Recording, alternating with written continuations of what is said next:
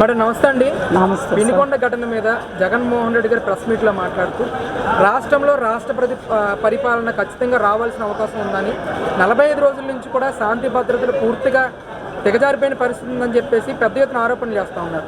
ఎలా చూస్తారు అసలు ఈ ఆరోపణలు? సార్, వాళ్ళకి అసలు మాట్లాడడానికి జగన్మోహన్ రెడ్డికి అర్హత ఉందా అని నేను అడుగుతున్నా. ఎందుకంటే ఆయన చేసిన ఈ 5 సంవత్సరాల పరిపాలనే అరాచక పరిపాలన. రౌడీజం, గూండాయిజం, మత్తు మందు బానిసలు చేసి హత్యలు, మానభంగాలు, చిన్న బిడ్డలకు కూడా రక్షణ లేదు. మహిళలు బయట వెళ్తే తిరిగి వస్తారని రక్షణ లేదు. చిన్న బిడ్డలు స్కూల్కి వెళ్ళి వస్తారని రక్షణ లేదు. అలాంటి దౌర్జన్య పరిపాలన 5 సంవత్సరాలు జగన్మోహన్ రెడ్డిది. ఈరోజు నువ్వు మాట్లాడడానికి అర్హత ఉందా? ఈరోజు లేదు. అసెంబ్లీ అంటే ఒక దేవాలయం. ఆ అసెంబ్లీ దేవాలయంలో కూడా బూతు పురాణం మాట్లాడగలిగిన వ్యక్తులు వైసీపీ నాయకులు. అలాంటి దాన్ని కూడా గౌరవించలేని మీరు ఈరోజు అరాచకం అంటే ఏందండి? మంచి ప్రజల వద్దకు రావడమా? పరదాలు లేకుండా ముఖ్యమంత్రి బయటికి రావడమా? మంచి పరిపాలన అందించడమా? లేకుంటే ఏవేవి హామీలు చెప్పారో అవి నెరవేర్చడమా? ఇది అరాచక ప్రభుత్వం అండి. ఎవరైనా మాస్క్ అడిగితే ఆయన్ని హింసించి చంపారండి, అది మంచిదా?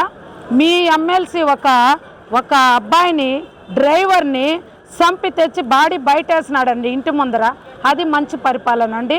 అదేవిధంగా అమ్మాయిలు రోజుకొకరు చనిపోతా అంటే కూడా ఒక్క రోజైనా ముఖ్యమంత్రి కానీ హోంమంత్రి కానీ మహిళ అయినప్పటికీ బయట వచ్చి ఆ కేసును ఖండించారండి?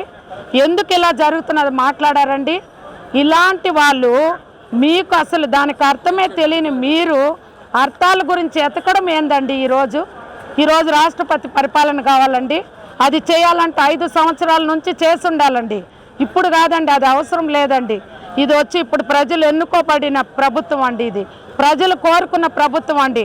ప్రజలు స్వచ్ఛందంగా వేసి గెలిపించిన ప్రభుత్వం అండి. ఇది ఏమి మంచి జరుగుతుంది? మన బిడ్డల భవిష్యత్తు, మన భవిష్యత్తు, మన పిల్లలకి భర్తలు, మన బిడ్డలు వీళ్ళందరూ సేఫ్టీగా ఉండాలంటే తెలుగుదేశం గెలవాలి. చంద్రబాబు నాయుడు ముఖ్యమంత్రి కావాలని కోరుకొని మరీ గెలిపించారండి.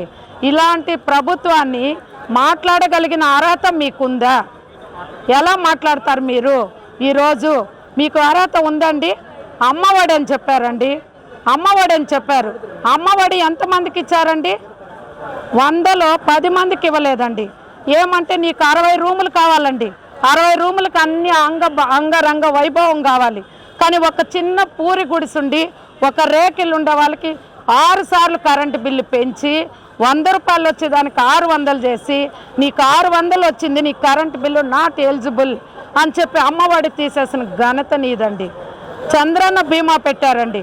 పేదలు పనులు చేసుకుంటూ ఎలాంటి కరెంట్ షాకో లేదు పడిపోవడము ఇలాంటి చేస్తే 12 రూపాయలు కట్టించుకొని వెంటనే చనిపోతానే 5,000, తర్వాత 1,95,000 నామినీ అకౌంట్లో పడేదండి. ఈరోజు అది లేకుండా చేసావు. పేదలు కష్టపడి పనిచేసి 5 రూపాయలు ఇచ్చి భోజనం చేసుకొని అంత దూరం నుంచి రాలేకుండా అన్న క్యాంటీన్లు పెట్టారండి. సంతృప్తికరంగా 5 రూపాయలకు భోజనం చేస్తున్నారు. ఈరోజు అది ఉన్నిచ్చారండి. అన్న క్యాంటీన్ కాకుండా ఉంటే మీ వైఎస్ క్యాంటీన్ అని పెట్టుకో. కానీ ప్రజలకు పనికొచ్చే పరిపాలన ఏం చేశారండి మీరు? ఒక హౌసింగ్ లోన్ ఇచ్చారా? ఒక హౌస్ కట్టి ఎవరైనా పేదవాళ్ళకి ఇచ్చారా? ఒక రేషన్ కార్డు ఇచ్చారా? ఉన్న రేషన్ కార్డులను తీసేశారు. అధిక రేట్లు స్టోర్లలో ఏమి ఇచ్చారండి? ఏమి ఇవ్వలేదు. ఒక బియ్యం, ఆ బియ్యం కూడా 2 రోజులు వేసేది. అంత నీ ప్రభుత్వం, నీ అరాచక ప్రభుత్వం, నీ లీడర్సు వాళ్ళు ఇష్టం వచ్చినాడు ఆడుకున్నారు. ఇదండి అరాచక ప్రభుత్వం అంటే. ఇప్పుడున్నది అరాచక ప్రభుత్వం కాదు. ఇప్పుడు రాష్ట్రపతి అవసరం లేదు. పరిపాలన బ్రహ్మాండంగా ఉంది.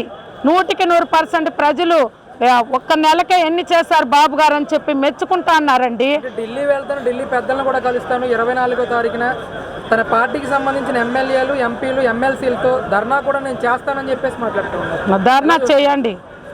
దేనికోసం చేస్తారంటే పోలవరం కావాలని చేయండి, ప్రత్యేక హోదా కావాలని చేయండి, ప్రజలకు మంచి చేయాలంత చేయండి, పెట్రోల్ డీజిల్ తగ్గిమని చెప్పండి, రేట్లు తగ్గించమని చెప్పండి. ఇంకా కేంద్ర ప్రభుత్వం నుంచి రాష్ట్ర ప్రభుత్వానికి అనేక ఫండ్స్ రిలీజ్ చేసి ఆంధ్రప్రదేశ్ని డెవలప్ చేయమనండి. అమరావతిని కట్టి కంప్లీట్ కావాలంటే 1000 కోట్లు కావాలి, దానికి ఇవ్వమని ధర్నా చేయండి. దేనికి చేస్తావు ధర్నా? నీకెప్పుడో ప్రజలు సమాధి కట్టేశారు. 11 మంది బతికి వాళ్ళు గెలిచారంటే ఆ రోజే నేను జీవ సమాధి చేశారు. ఈరోజు ఏ ముఖం పెట్టుకొని అక్కడ ఏమని ధర్నా చేస్తావు? నీ వల్ల కాదు అమరావతి ఈరోజు నాశనం అయిపోయింది. 3 రాజధానులు కావాలా? ఒక్క రాజధాని పరిపాలించి ఒక్క రాజధాని కట్టే ఇది లేకుండా ఎన్నో రోజులు రైతులు పోరాటం చేస్తే వాళ్ళని కూడా కొట్టించిన ఘనత నీకుంది. అలాంటప్పుడు అమరావతిని నాశనం చేశావు, ఈ రాష్ట్రాన్ని నాశనం చేసినావు. ఇలాంటి వ్యక్తి అక్కడ వెళ్ళి ధర్నా చేయడానికి నీకు అర్హత ఉందా? నీకు అర్హత ఉందా? లేదు. నువ్వు చేసేదంతా డ్రామాలు. నీ డ్రామాలు ప్రజలు కనుక్కొనే స్వచ్ఛమైన ప్రభుత్వాన్ని కోరుకున్నారు, స్వచ్ఛమైన ప్రభుత్వాన్ని గెలిపించారు, స్వచ్ఛమైన ముఖ్యమంత్రి వచ్చారు. నీలాగా చెప్పలేదు, ఎవరైనా కానీ కొట్టి చంపేయండి, హత్య చేసేయండి, నేనుండానని చెప్పడం లేదు. బాబు గారు ఏం చెప్తున్నాడు? మమ్మల్ని కూడా అండి రోజా గారు 2 రోజులు జైల్లో పెట్టారు, చిత్తూరు జైల్లో. మేమేం తప్పు చేయలేదు. పసుపు కుంకుమ ఎప్పుడు చూడు లోకేష్ బాబు గారికి నీకు చీరా జాకెట్ పంపిస్తానంటే, అమ్మా మా మహిళను గౌరవించే సంస్కృతి తెలుగుదేశం పార్టీలో ఉంది అని చెప్పి మేము ఎత్తుకోపోయి పసుపు కుంకుమ ఇస్తే నీకు అంటే మగోడని మాకు తెలియదు, లేడీస్ అని మేము మీ ఇంటికి వచ్చాం. నువ్వు మగోడు అనేసి మమ్మల్ని మాట్లాడి జైలుకి పంపించావు. ఏం తప్పు చేసావని జైలుకి పంపించావు? నీ ఇంటికి పసుపు కుంకుమ తేవడం తప్ప 2 రోజులు జైల్లో పెట్టావు. ఆయన తెలుగు మహిళలు ఎవరు భయపడే ప్రసక్తి లేదు. మీరు అలాంటి అరాచక ప్రభుత్వం మీదండి. ఇప్పుడు మాది మహిళలని గౌరవించే ప్రభుత్వం ఇది, మహిళలకు ఒక స్థానం కల్పించే ప్రభుత్వం ఇది. మా పెన్షను 200 ఉన్నదాన్ని 2000 చేసిన ఘనత చంద్రబాబు నాయుడుది. ఈ 3 సంవత్సరాలకి 250 పెంచినావు నువ్వు, కానీ ఒకేసారి 4000 రూపాయలు. ఎంత వేల కోట్ల లో బడ్జెట్ ఉందండి, ఎంత అప్పులు ఉన్నాయండి. లోడే కడికి పుట్టలో ఇవ్వొస్తుంది అంటారు కదా, అలా వస్తున్నాయి. కానీ ఇంత లో బడ్జెట్లో కూడా ఈరోజు చంద్రబాబు నాయుడు గారు స్వచ్ఛమైన పరిపాలన అందించేదానికి 1వ తేదీ అంటే 1వ తేదీ ఈరోజు వాలంటీర్లు లేకుండా ఇవ్వలేరన్నారు. కానీ వాళ్ళ ఆఫీసర్లతోనే పార్టీ ఉన్న వ్యక్తులతోనే ఈరోజు ఇంటింటికి మధ్యాహ్నం లోపల పెన్షన్లు పంచడం జరిగిందండి. ఇదండి పరిపాలన అంటే. ఇది స్వచ్ఛమైన పరిపాలన. రేపు ఆగస్టు 15 కూడా మహిళలకు ఏమైతే చెప్పాడో మహిళలకు చెప్పింది 100% చేస్తున్నాడండి. ఉచిత బస్సు సౌకర్యం అన్నాడు, ఉచిత బస్సు సౌకర్యాన్ని ఇవ్వబోతున్నారు. ఇంకా కూడా ప్రభుత్వం అనేక మేలులు చేసి ప్రభుత్వాన్ని ముందుకు తీసుకెళ్ళి ప్రజలను అందుబాటులో ఉండి ప్రజలకు న్యాయమైన పరిపాలన అందించి ప్రజలకు మంచి ముందుకు వెళ్ళే కృపని వాళ్ళ బిడ్డలు భవిష్యత్తు కూడా అనేక కంపెనీలు తెచ్చి డెవలప్మెంట్ చేయబోలా, నిరుద్యోగులకు ఉద్యోగాలు ఇచ్చి వాళ్ళని ఆదుకునే పరిస్థితుల్లో ఆదుకునే విధానంలో ఆలోచన చేస్తున్న విజన్ ఉన్న వ్యక్తి చంద్రబాబు నాయుడు గారు. అదేవిధంగా మంత్రులకు కానీ ఎమ్మెల్యేలకు ఒకటే చెప్తున్నారండి, మీరు వాళ్ళు చేసిన అరాచకం మీరు చేయొద్దండి. మనము ఏమున్నా చట్టపరంగా న్యాయపరంగా వాళ్ళపైన మనం అది నిజమైతే నిజ నిర్ధారణ అయితే మనం కేసులు పెడదాం, కానీ వాళ్ళలాగా మీరు వెళ్ళొద్దండి అని కార్యకర్తలకు చెప్తున్నారండి. అది చంద్రబాబు నాయుడు. ఇప్పుడు విజన్ ఉన్న వ్యక్తి పరిపాలన ఇలా ఉంటుంది. నువ్వు ధర్నాలు చేసినా ఇంక ఏడుపులు పెట్టినా ఎవడు వినేవాడు లేదు.